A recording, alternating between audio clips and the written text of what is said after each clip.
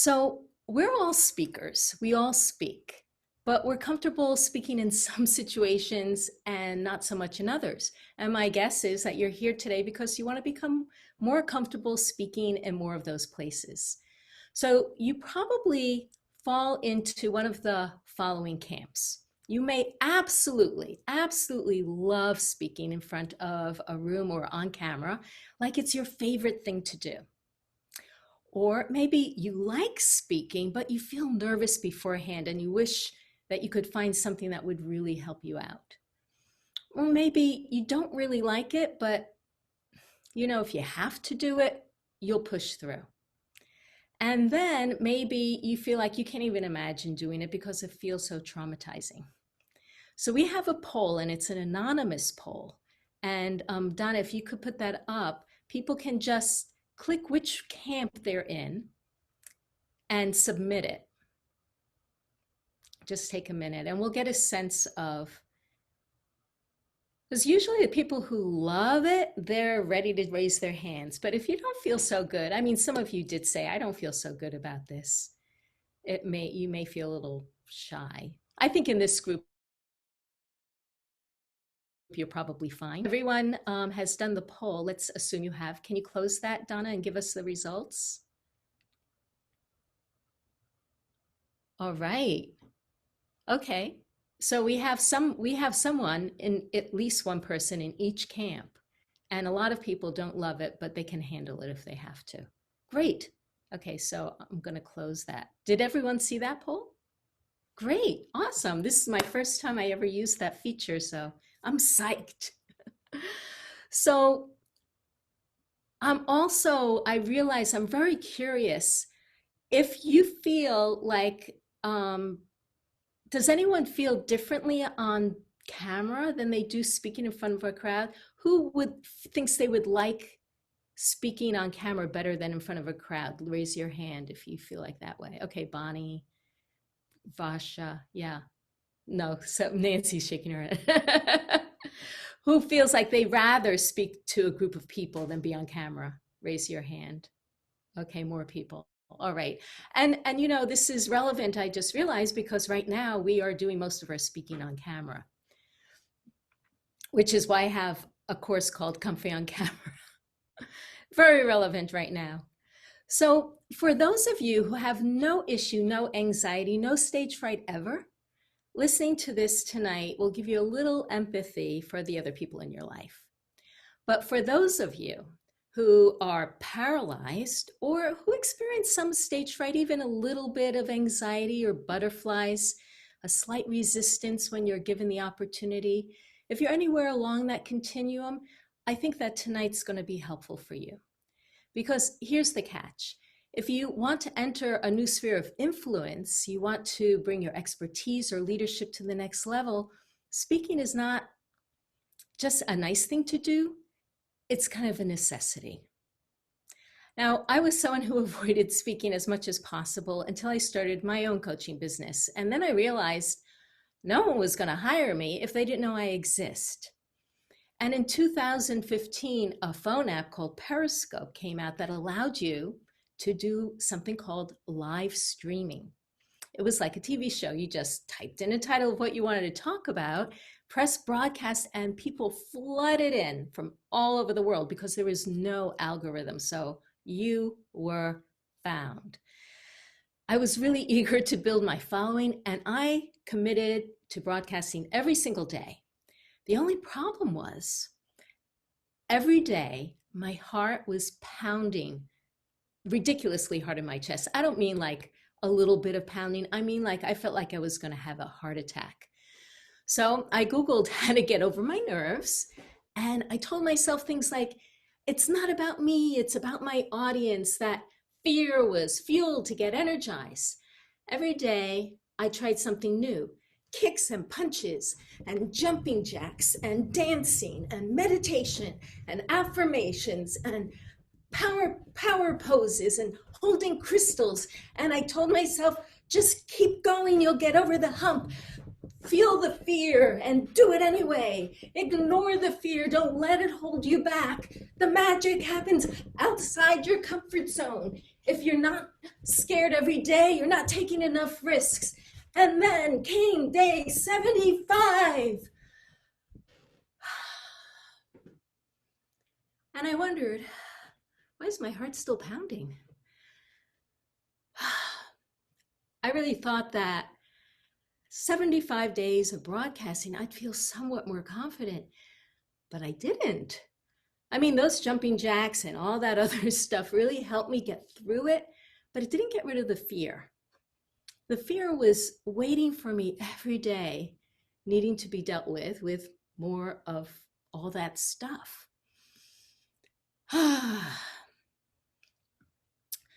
But during those 10 weeks, something did become really clear to me.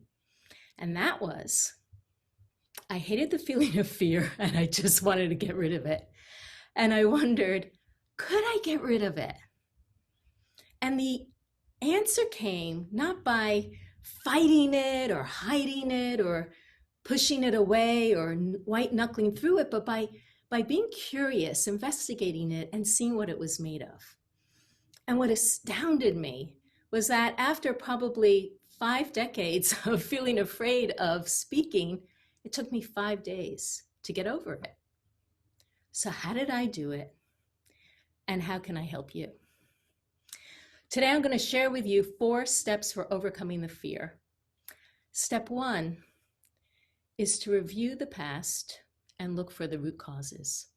So I am going to just bring up a screen here. I think this is going to work. Make this bigger. I call them the 4 R's for releasing fear. And the first one, as I said, is to review the past for the root causes.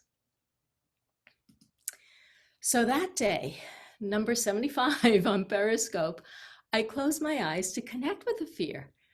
What was it trying to say? And what came back was, I'm going to be attacked. I wondered, attacked? Have I been attacked? And I had this memory.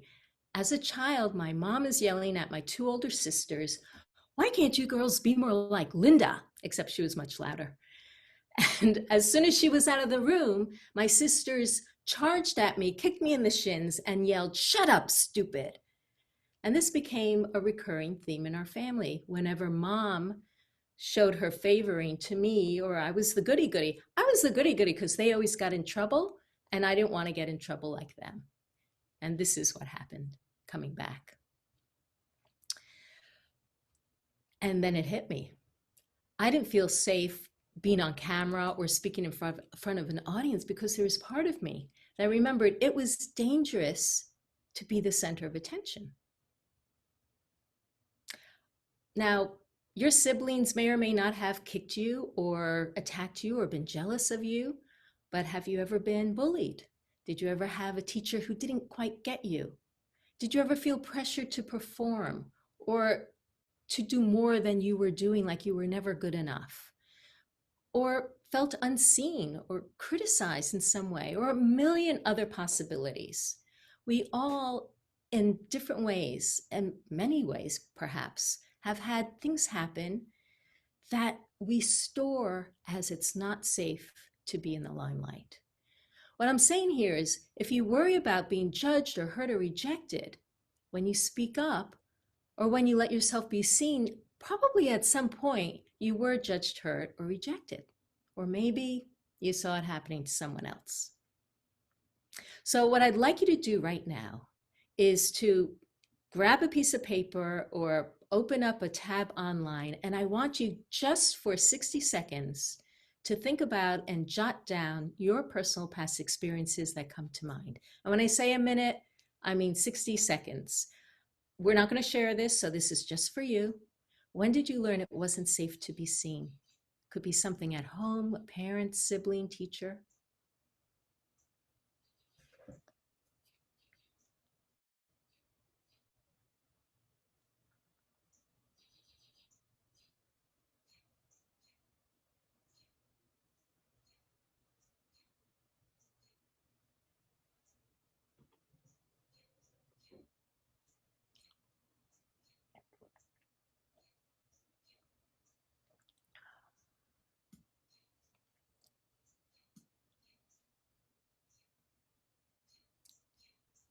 Another 10 seconds.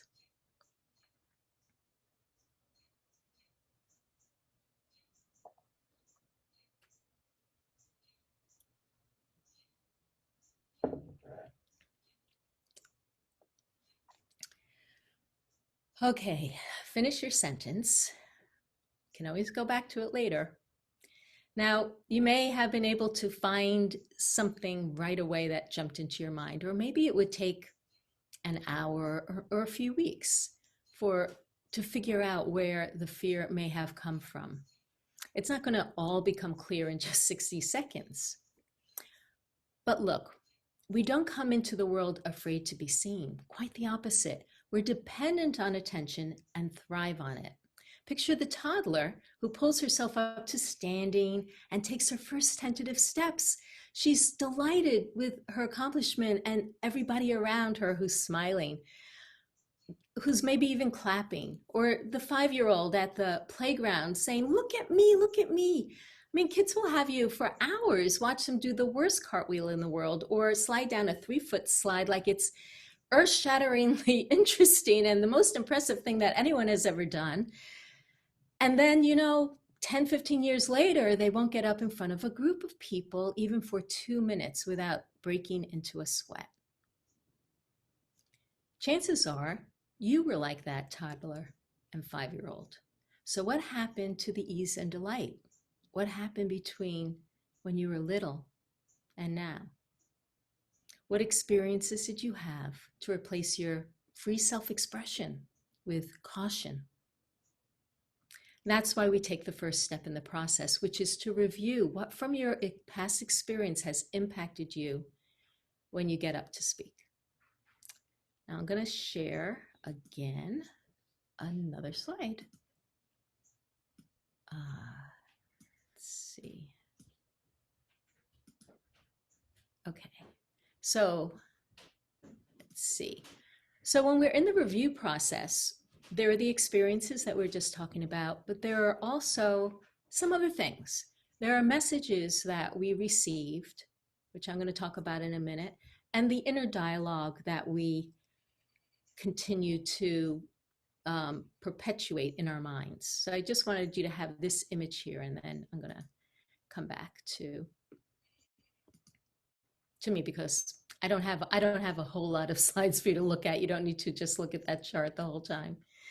So messages are the messages that I have found that get in the way of you feeling comfortable speaking are messages about being good. What it means to be good, what it means to be a good girl at home, a good girl in public or in school. Now, some of the messages that we receive obviously are very helpful, like we should be kind to others. I mean, that's a very positive message, but other messages can have unintentional consequences. I'll name a few, and what I'd like you to do is to type in the chat box anything that comes to your mind. So things like, it's rude to contradict your elders, or don't brag, don't be arrogant, don't speak unless spoken to.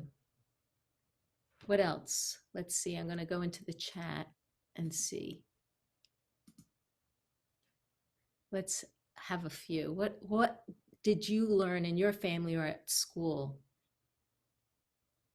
Children should be seen and not heard? Actually, maybe what we should do is unmute and just have you treat others as you want to be treated. Yeah, well, that's a positive one. Looking for the thing, and I'm glad that we have positive ones. Well, I'm looking for the things. Don't raise your voice. Okay, who do you think you are? Yes. I don't know about you, but I got messages about don't show that you're smarter than a boy. They won't like you. Raise your hand if you ever got anything like that. Am I the only one? Don't raise your voice. Don't get angry. Okay. Anything else come to your mind?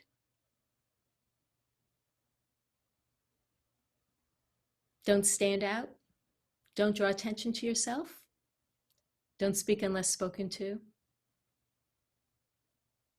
So you can get a sense that how any of these things could get in the way. Like, don't raise your voice. You won't feel like you can raise your voice when you get up to speak. Don't stand out. Well, that's what you're doing when you stand up on stage or you get up in front of the video.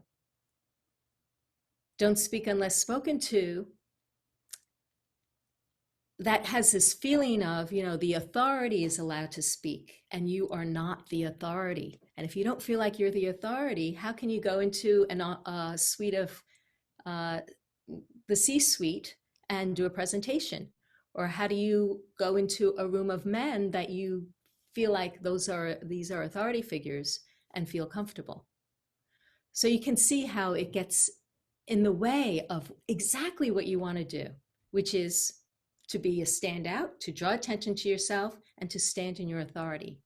Teacher will grade you on what you say. Better get the correct answer. Yes, mistakes are bad. Absolutely. I'm writing a book right now, Delight in the Limelight, and I do have a whole section about the very unintentional things that we learn in school that keep us from being able to experiment and explore and take risks. Because in school, we get graded on knowing the answers very quickly and not taking risks, but playing it safe so that we know, because we know how to get the grade. I mean, right? I knew how to get the grade. I did what the teacher wanted. Okay. I am going to close the chat for the moment. And so experiences, beliefs, and then our inner dialogue. I had a client, Shayna, who was a speaker. She knew that by getting in front of her audience that she would get clients, but she had a heck of a time getting there. And I mean, like the whole way driving to the speaking event, her mind was on an endless loop of, who do you think you are? You are so awkward. You have nothing interesting to say. No one's going to like this, and you're a wreck. And if you can imagine, would you ever say that to one of the women here right before they're about to get up to speak? No. But might you possibly say something like that to yourself at some point? It's possible. The words that we allow to run through our mind are things that we would never wish on somebody else, and yet we carry them ourselves. I like to think of running my thoughts through a filter that I call the best friend test. If you wouldn't say it to your best friend, it's not worthy of saying to yourself.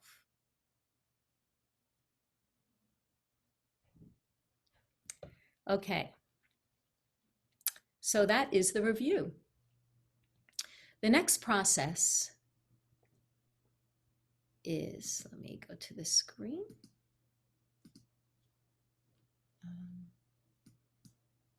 I wish there was like a toggle. Maybe there is a toggle, I don't know about it. The next level is to resolve. So it's one thing to uncover what happened, uncover the messages, uncover our inner thoughts, but we have to do something about it. It's not enough just to know. There was a study by Hope College that asked people to think about an incident where they were mistreated or offended while they took vital signs like blood pressure and sweat gland activity and heart rate. And it's not like we really need a scientific study to show this, but they found that as people thought about these times in their life, they had a physical reaction. And this is what happens when we have physical reactions to these times that are maybe not even in the forefront of our mind, but you can be sure your body remembers that when you're standing in front of people. It's like, oh my God, I remember that time. At least there's a part of your body that says, I remember that time. So we need to resolve it. And what I mean by resolve is to find a way to take the charge out of it. It's kind of like putting it to rest, So it's not like you forget about it, but it doesn't bother you. I mean, when I work with my clients, a lot of times they'll say, I just had no idea this was still so upsetting to me. And so what we need to do is find a way that it's just something that happened, but it's no longer something that's upsetting. And what I'd like to do with you, there are many ways in which I personally like to help people to heal and clear the fear.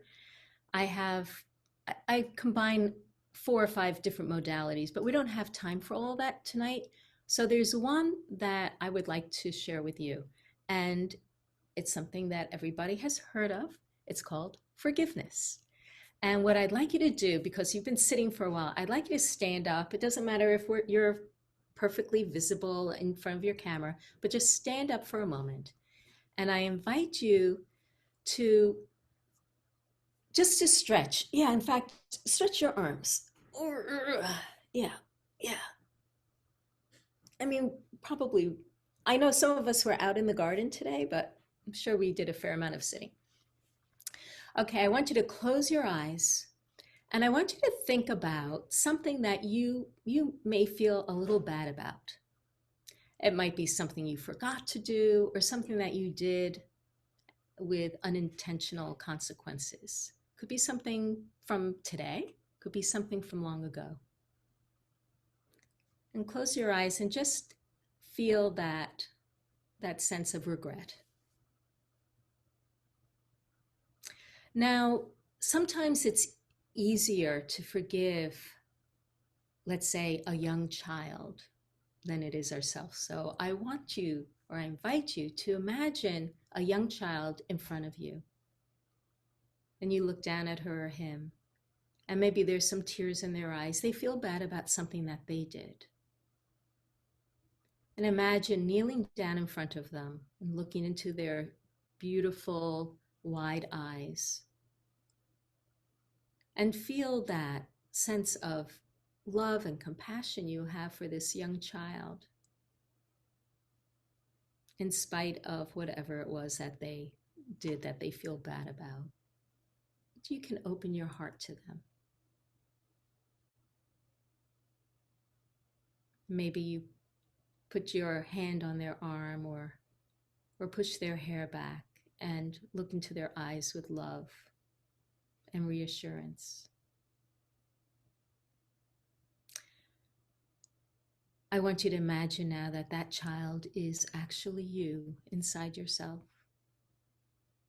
and that you are worthy and deserving of that same love and compassion and understanding. And if it feels comfortable for you, I invite you to put your hands on your heart, just to feel the surround of love and understanding that you can, in fact, bring to yourself.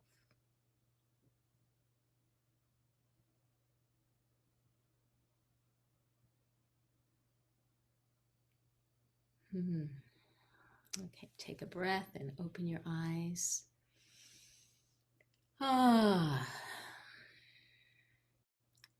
Would anyone like to share for a moment what that experience was like? You can put your finger on the space bar and unmute yourself, that way.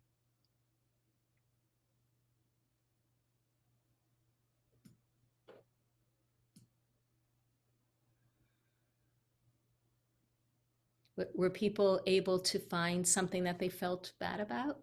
Raise your hand if you were able to find something. Okay. Were you able to visualize a child? Raise your hand if you could visualize a child. Yeah, great.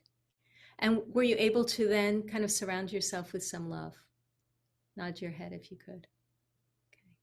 Yeah. For some, this is depending on what it was that you felt bad about, and if this is something that forgiveness is something that you practice, it could be easier or harder. So there are lots of techniques that you can use, but what you're looking for, or what I hope you can understand, is that there are things out there that you can do to change the way you feel about these experiences or these messages that we may have accumulated in our lives? Deborah, did you want to say something? I just wanted to say that before you got to the point where see yourself as the child, I was already there. Like I knew what you were going to say, and I was like, that's me. And I forgive you. Oh, I love that. Thanks for sharing that. That's lovely. Yeah.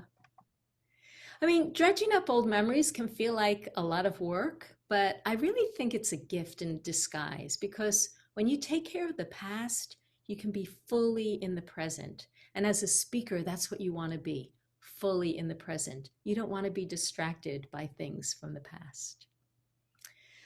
Okay, so the third slide, or the third step.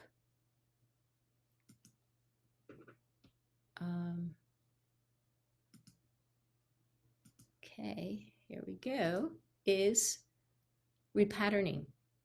Repatterning is actually, it's kind of a fancy word for learning new skills.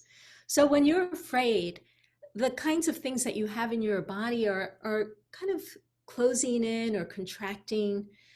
And when you want to have confidence, or when you are in a place of confidence, you're looking for a different way of experiencing yourself. And what I'd like to do here is, I don't want to share this. I want to share the whiteboard. Okay. Oh, look, Pam has her name there. Okay, so what I want you to do is click on text, and I want you to write down all the adjectives you can think of how you want to feel when you're speaking. So just click on the text, and we're going to make a, I don't know, a whole bunch, like a collage of different words. Like, I don't know, I'm sure the first thing is probably confidence, powerful, confident, yes, relaxed, confident, confident. What else? Intelligent. Peaceful, yes, self-assured, relatable, knowledgeable, happy, articulate, interesting, organized, excited to share. Okay, I'm gonna just, looks like we have a couple of, I don't know how to move them. Smart. Okay, great. I love, this is fun. Listened to, yes. Factual, correct. Yeah, all these things are important. So what I want to, okay, we're going to get a little more exercise in today. This is a little quadricept moment here. Oh, we have a couple more coming in. Understood, in charge, engaged. Okay, so I'm trying to think. Hold on a minute. I just got to think about what's the best way? Should we look at each other? Okay. I am going to try to think. Enthusiastic. I like how they keep popping in. Okay. I wanted us to be able to see each other, but I also want to be able to see the board, and I don't know how we can do both. I know how. Maybe I can take a picture of this. Okay.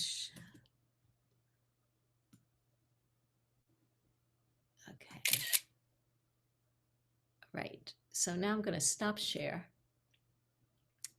and put yourself in gallery view.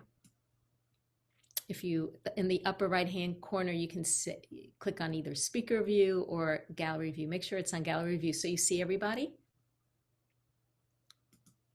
And what happened to my picture? Darn. Okay, I think I can remember a few of the things. Okay, so I'm going to have you stand up again, but this time, before you do it, we're going to take some of those qualities and play with them in our physical bodies.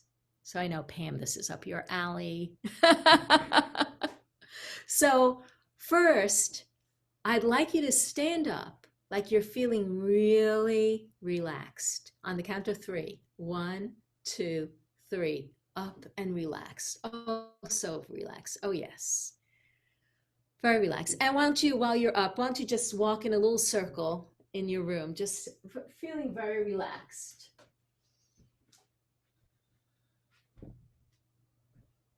Nice. And sit down back in your chair, nice and relaxed. Okay. So the next one I'd like to try is excited. So you're going to get up when on the count of three, feeling excited, like really excited, okay? 1, 2, 3, up, excitement. Like, what does that feel like? Yes. How do you stand? Like, if you want to show someone how excited you are, how do you show them? Yes. Wonderful. All right. Like excited, like, oh yeah, I'm excited. What's going to be the next one? Okay, let me think. What was one? That's another contrast. Oh, I got it. Self-assured. I want you to stand up with a real sense of authority. Like you are the one who knows. 1, 2, 3. Stand up. Yeah. And now I'd like you to take a walk around feeling like you own your space. You own it.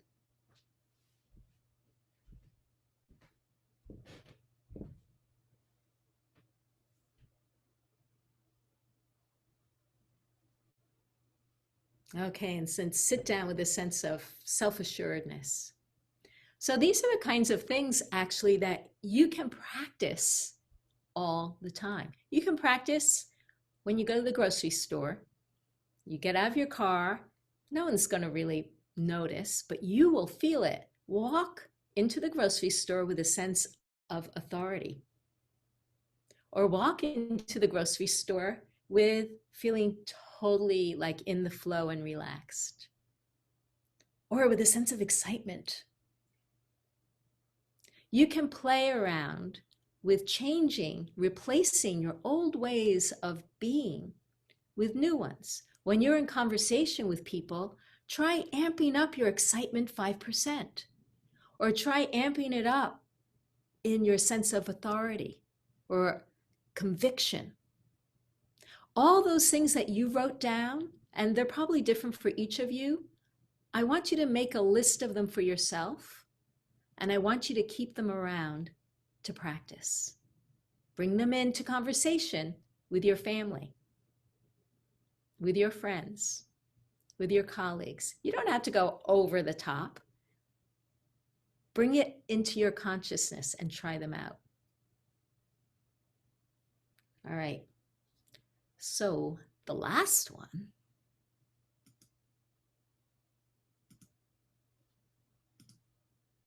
is restore. Restore safety. What do I mean by restoring safety? Well, obviously, if you haven't felt safe, you need to find safety. This is another element of school that I think is unintentional. That in school, we learn a lot about where we're weak, what our mistakes are, what's wrong, what's not quite working. And whenever we are criticized, even constructive criticism, the amygdala center gets activated and we feel a little bit afraid. I mean, that's why you have to take classes in how to receive criticism at work, because it's scary. Even okay, this is the nice thing that they say, and then what's coming next, right? That whole sandwich. And yes, if you trust somebody, then, and they know how to communicate in a way that you don't feel threatened, then that's very helpful. But a lot of people do not have that skill. It has been shown, I think the University of Massachusetts and McGill came out with a study that that showed that self-criticism, like we were talking about before, is very demoralizing. And there are now studies, I read one at Harvard Business Review that said at work, they're finding that a much more productive way to get people to expand into their full potential is not by constructive criticism, but by positive reflection. What that means is hearing what is working, what is strong, what's already good, what do you appreciate? When you know and can relax into the knowing that the feedback that you're going to get is all going to be positive, you can let your guard down. And not only that, you learn what is working and you can do more of it. It's inspiring. It's invigorating. It makes you want to do more. So we're going to do something like that here. I'm going to invite a couple of people to give a 1-minute talk. And how it's going to go is, I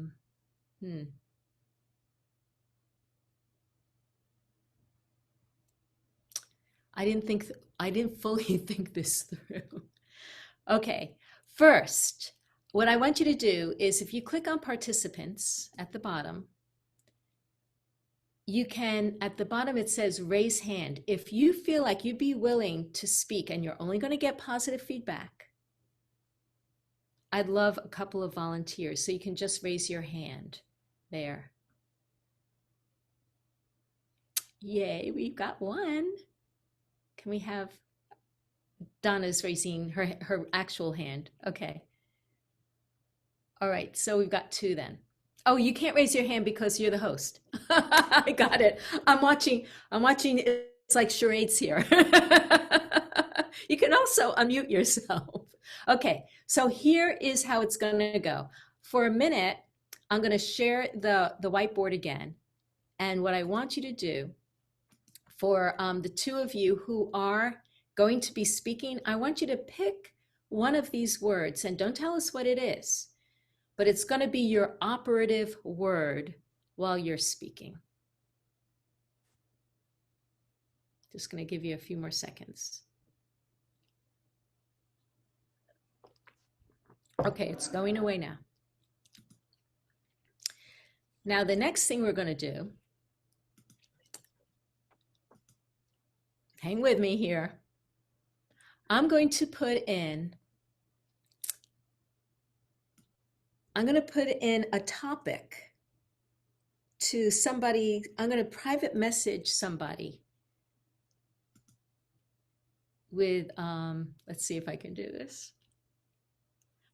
I'm really trying to try out new things here. I hope it's okay. All right, so I'm going to,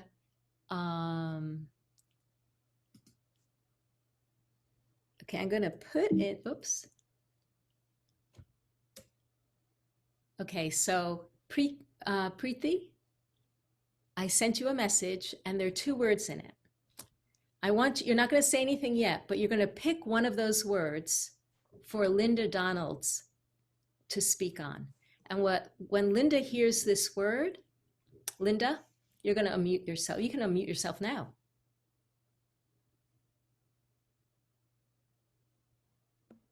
Great. Okay, I'm unmuted. Let's give Linda a round of applause, first of all, because she is being really brave. So you have your operative word, right, from the whiteboard that you want to bring to your speaking. And then Preeti is going to tell you in a minute what the topic is. And you're just going to speak, what you're going to do is you're going to listen to this word and you're going to speak about whatever comes to you about it. Maybe it's related to your work or your business or something in life or something currently right now. But you just get to speak about it. You get to tell us your thoughts, how this word strikes you. And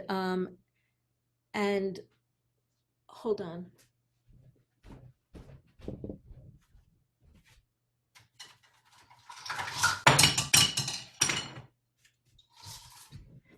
Sorry, I dropped this instrument.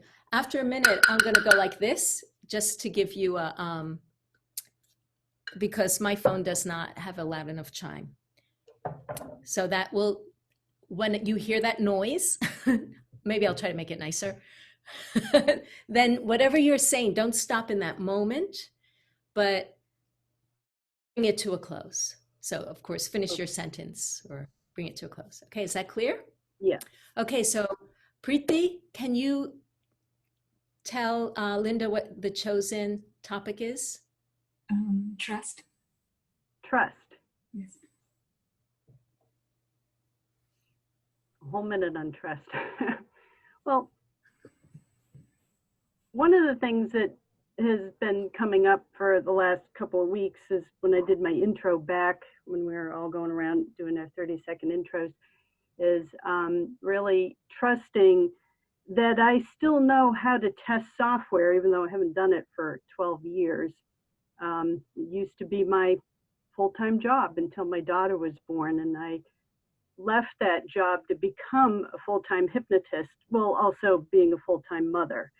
And that was a big leap because I had to trust that I could change careers and do that. And now I'm finding that I have to, also keep doing that trust as I step back into doing SQA using a whole set of new tools that didn't exist 12 years ago, as far as I know.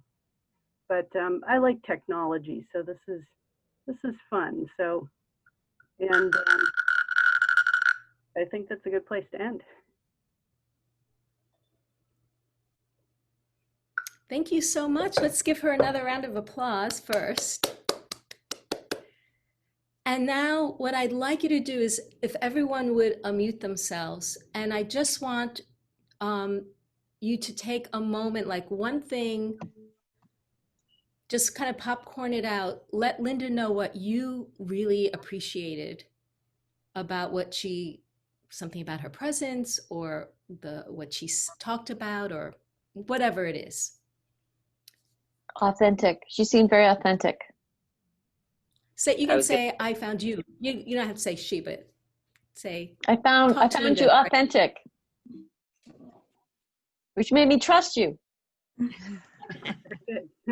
Yeah, I found that you were very honest and put things forward in like really simple words so that everybody can understand what you're trying to say. I felt that you were very sincere sounding. I thought you were very brave, Linda, going from one thing to this other thing. Oh my goodness. Yeah. Yeah, I was also very surprised because you were so confident given the short amount of time to speak about the world. I thought, Linda, you were very genuine in talking about your own life and what trust means to you personally, not just an abstract idea. Mm. I thought you spoke from the heart, and I could definitely relate to what you were saying about how you were doubting yourself, because I do the same thing, and I actually do SQA and I know the tools. It's so funny. We have like 3 people who are doing what I'm now doing again. All guests tonight too. I thought it was very genuine as well. I appreciate that you stepped up to volunteer so that I didn't have I have done as a kid in elementary school. No. I've grown so much since then. So how did that feel, Linda, to receive these responses? Really good, because you've got that voice in your head and the feedback is like the complete flip side of it. In this group, I feel comfortable and safe, but this is where you get the good voice that should be in your head, where all those, I want to like write down each of the words people gave me. Yeah. And keep holding on to those, because that's the kind of feedback people give me when I do speak. But before I go give a speech, I've got the other dialogue in my head, so then I get all anxious. Yes. But I always get good feedback when I've done a lot of presenting. I've presented at conferences for the last 6 years. Well, thanks so much for stepping up. And so let's move on to Donna, right? Sure, unless anybody else would like to step up, you're welcome to do this. I'm impressed Linda came out with all you came out with like that. Fun. You have to trust yourself. Oh, I Donna, absolutely will. Donna, the spot is for you. Okay, here we go. What's my word? So Donna, you've already chosen your opera. Oh, Linda, what was your operative word? Trust. Trust. That was the topic. Oh, the word that I picked off the whiteboard was to convey something insightful. Uh-huh. Oh, okay. Nice. Okay, so Donna, you have your operative word, right? From the whiteboard? Yes. Okay. And Terry, I'm going to private message you a couple of topics, and I want you to pick one to share with Donna. Oh boy, Terry.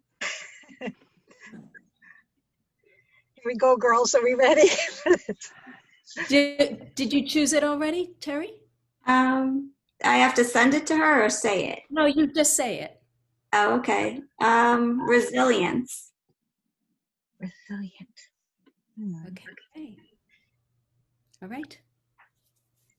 Okay, this is where it has to kick right in. So here I go.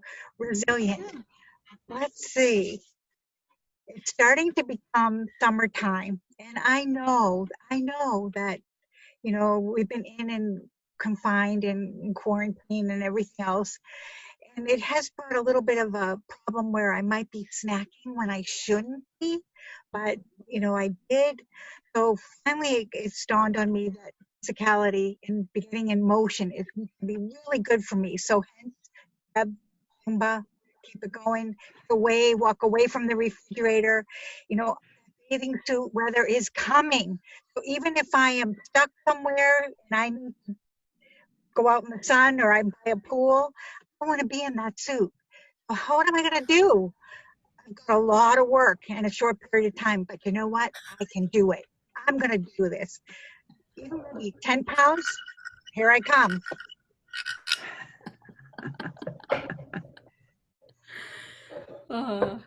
Okay, so thank you. Let's give her a round of applause.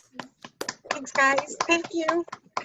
Yeah, and unmute yourself. And now let's tell Donna what we appreciate and what we felt, really worked and what was strong. I felt like it was very lively. I enjoyed listening to you. Donna, I found you very hopeful. I thought what? Sorry? Hopeful that the warm weather is actually coming and we're going to go outside. I know, right? I thought it was extremely relatable as you were saying that, you find yourself snacking more. Everybody was like, because we're all doing the same thing. And with the relatable, vulnerable, like to say, this is what I'm doing at home. Of course, a lot of us are doing that too. So that's where the relatable was going on. But yeah, the vulnerable and she was very animated in her story of it. Great. I thought it was nice that it was funny because nothing's funny these days. So I thought it was kind of funny. I love your mannerisms too. While you speak, you really get into it, and it just makes you kind of reinforces your drive to do that for yourself. So I was very excited watching you being very excited. I thought you were very positive. Well, thank you so much. I mean, how does that feel, Donna? I totally enjoyed this feedback. Thank you so much. This was really great to get it back. And I was hopeful that it would be fun, but my word, I loved the description, and I apologize if I heard the words drive to do it. So my word was confident, I sound like I really am going to do this? Well, I have that drive to do it. So to me, got it. Well, that was my word. And I hope that, I don't hope, I'm going to do this. Ladies, we're going to see each other smaller. At least I'm aiming for you to see me smaller when this is over. Oh, sorry, Linda. Okay. I'm good. Thank you so much. This was really You're fun. welcome. That was great. Next time That's you so great. you do it because it was really fun. That's right. That's what I want people to feel. Like it can be really fun. If you are in the environment where you feel like it's safe, it can be a lot of fun. Yeah. All right. So I am looking at the time. It's 5 to 9. Do we stop right at 9? More or less? Yeah. Usually. Because I want to end with something that will just be 2 minutes, but if we want to take questions for a few minutes, we can do that. Why don't we do a couple of questions? Good Okay, idea. so let's just, if you have something, just let me know. I'm looking to see, Donna, did you happen to look in the chat to see if there are any questions there? I did, and I didn't pull anything up in chat. All right. I did not see So- anything. So just take a minute now to think about if there's a question about anything I spoke about today with, I have a question. On your pyramid that you had the 4 R's, what was the 4th one called? I know it starts with an R and we were just doing it, but I didn't catch what you yeah, labeled it's called Restore, and I'll just let you have another glance at that so that, hold on a second. There we go. Actually, this is like the whole thing. To delight in the limelight. When you follow these 4 steps, review, resolve, repattern, restore safety is what we were doing. Repatterning is putting new things into your body that you desire to have. That's what leads to the transformation into a powerful presence so you can delight in the limelight. Linda, I do have a question that came through. If I might read part of it. Sure. It just said, it wasn't through this, it was through email earlier, and said, let's see if I can give a little background into the whole thing. How many times do you think you need to practice to make it look easier? Or can you suggest specific ways to practice so you look authentic and not stiff? And I won't say who it's from unless they would like me to, but what was the question? Yeah, so how long does it take to look natural? Okay, so I think that if you are speaking extemporaneously, as Donna and Linda did tonight, it doesn't take much time at all. It takes feeling free of the baggage, of the burdens that you may carry around. So, for instance, I had a client, Maria, who had to do a webinar through her workspace, and she would never have chosen to do it because Maria didn't like speaking to more than 2 people at a time. And she knew there would be probably 35 people on this webinar, but her boss, it was something she had to do. So we worked for, I think we met for 5 weeks, just once a week, and we cleared. There were 2 big stories of hers. She had had a horrible experience as a singer. She loved to sing as a teen, and she went to New England Conservatory, and some jerk of a master coach tore her singing apart in front of an audience. And it just like from then on, she was afraid to sing. And then there was another experience at home of not feeling safe to speak up at home. And then the 2 of them just kind of like locked her into this place. So we cleared that stuff. And she practiced her webinar because she is a content person. Who said they were a writer? It was, yes, Cindy. Yeah, she loves writing. So she could write. Her webinar was awesome. And of course she practiced it, but she She said, I was calm, I was composed, she had fun. Now, and then it became the best thing that she got to do at work. So once you're over the fear, if you are either well practiced with what you want to say, or you have an opportunity to speak extemporaneously, and you are comfortable with that, it doesn't take much time at all. What is different though, is if you are needing to memorize something, it takes a lot of work. This talk that you heard me do tonight, did it feel kind of natural? I've given it, I don't know, 50 times. And then before that, there was a lot of rehearsal process. So it's kind of like, it's not like there's a number that you assign. It depends on what you're trying to do. Like if I'm memorizing word for word a storytelling, that for a storytelling slam, it's only 5 minutes, but I want it word for word because I can't go over or I'll get disqualified. That takes, I don't know, a couple of weeks of really, really working on memorizing it, because you don't just want to have it memorized. If you have it barely memorized, you are not natural, because you're trying to remember it.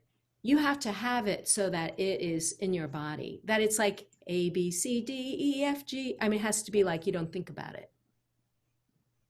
So I don't know who this was who asked that, but does that make sense? If it's extemporaneous, it could be like right away. If it's memorized, it could take a lot of work. I'm hearing that it makes sense. Yeah. Also, Okay. another question was, is Toastmasters good for getting confidence? I think Toastmasters, okay, this is my opinion. Toastmasters is a great place to practice speaking. I think depending on the group, it could be a place to get confident. They don't do this work. So basically what you're doing is what I did on Periscope. I got a lot of experience on Periscope. It did not help me get over the fear. I've had clients who are doing Toastmasters at the same time, and they made tremendous progress because they were getting the practice. They were trying different kinds of speaking. They were getting over, clearing out the past. So the first time this one particular client I'm thinking of, first time she came to me, she said, they tell me I look like a deer in the headlights. I'm so terrified. And then after a few weeks, she came back, she says, they're telling me that I've changed so much. And then I worked with her a couple of years ago, and just during this time, I decided to check in with her because, everyone's checking in on each other, right? And I checked in on her, and she said, guess what? I'm the regional director of Toastmasters in my state. And that was really cool. Yeah. Yeah. I think that's all the questions that I see, Linda. Okay. So I want to end with something that I think will surprise and hope will delight you. And it entails a little bit of audience participation with mute, because there's a musical element here. And as if you know any musicians, you might have heard it's difficult to do it over Zoom because there's a lag. What I'm going to do is I'm going to play a little soundtrack. Hold on.